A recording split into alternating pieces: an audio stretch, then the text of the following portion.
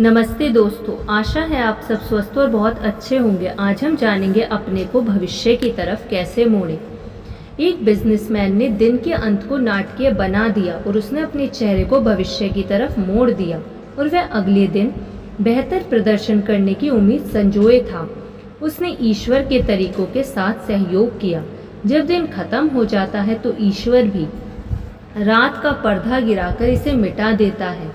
इस तरीके से इस व्यक्ति की अतीत की गलतियां और असफलताएं, काम करने या ना करने के पापों की उस पर पकड़ धीरे धीरे ढीली हो गई। वह अपनी उन चिंताओं से मुक्त हो गया जो उसके अतीत में इकट्ठी हो गई थी। इस तकनीक में यह व्यक्ति सबसे प्रभावी चिंता विरोधी फॉर्मूलों में से एक का प्रयोग कर रहा था, जिसे इन शब्दों में बताया गया है।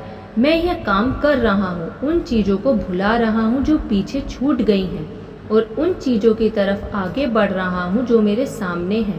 मैं निशानी की ओर दौड़ा चला जाता हूँ ताकि वह इनाम पाऊँ जिसके लिए परमेश्वर ने मुझे बुलाया है।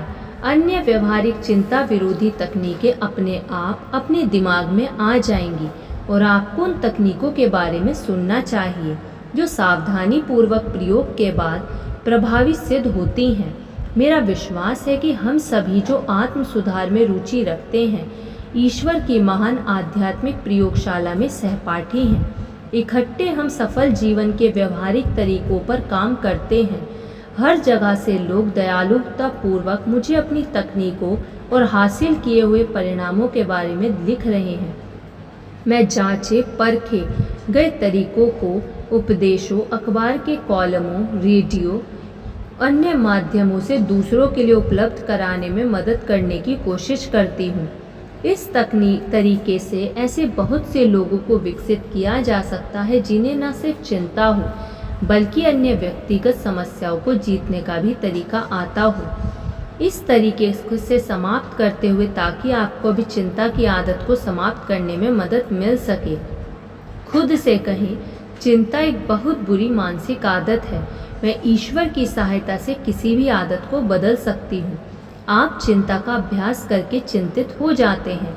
आप इसकी विरोधी और इससे अधिक शक्तिशाली आदत आस्था का अभ्यास करके चिंता से मुक्त भी हो सकते हैं। आप में जितनी भी शक्ति और लगन हो उसका पूरा प्रयोग करते हुए आप आस्था का उपयोग करें। आस्था की आदत डालने का तरीका क्या है?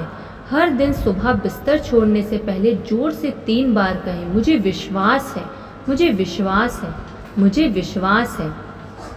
इस फॉर्मूले का प्रयोग करते हुए प्रार्थना करें, मैं यह दिन, अपना जीवन, अपने प्रियजन, अपना काम धंधा ईश्वर के हाथ में सौंपती हूँ। ईश्वर के हाथ से मेरा कोई नुकसान हो ही नहीं सकता, केवल मेरा भला हो सकता है, चाहे जो भी हो, चाहे परिणाम जो भी हो। अगर मैं ईश्वर के हाथों में हूँ तो यह ईश्वर की इच्छा है और ये अच्छा ही होगा। आप जिन चीज़ों के बारे में नकारात्मक बातें कहते हैं उनके बारे में कोई ना कोई सकारात्मक बात कहने का अभ्यास करें। सकारात्मक बातें करें। उदाहरण के तौर पर यह ना कहें, आज का दिन बड़ा बुरा गुजरेगा। इसके बजाय यह कहें, आज का दिन बहुत बढ़िया गुजरेगा। यह ना कहें, मैं यह कभी नहीं कर पाऊंगा। इसके बजाय यह कहें, ईश्वर की सहायता से मैं यह कर सकता हूँ।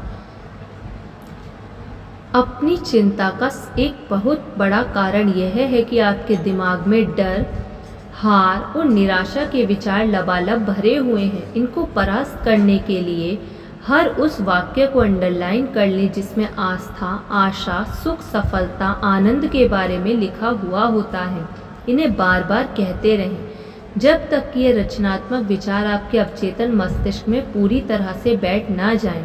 फिर अवचेतन मस्तिष्क आपको वही विचार लौटाएगा जो आपने इसमें भीतर डाले थे, यानी कि आपको चिंतित बनाने के बजाय आशावादी बनाएगा। चिंता की चर्चा में कभी भाग ना लें। अपनी सभी चर्चाओं में आस्था का इंजेक्शन लगा दें।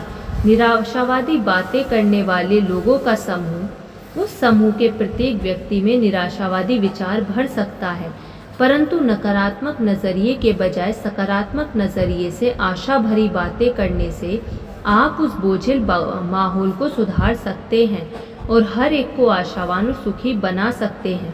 आशावादी लोगों से दोस्ती करें। अपने चारों तरफ ऐसे दोस्त रखें जो सकारात्मक सोचते हों, जिनके विचार आस्था से भरे हों और जो माहौल को रचनात्मक बनाते हों। इससे आपको अपने आस्था के नज़रिए को प्रेरित करने में मदद मिलेगी। यह देखें कि आप कितने लोगों की चिंता की आदत का इलाज करने में सहायता कर सकते हैं। चिंता को हराने में किसी दूसरे की सहायता आपसे आप स्वयं के भीतर की शक्तियों को बढ़ा रहे हैं।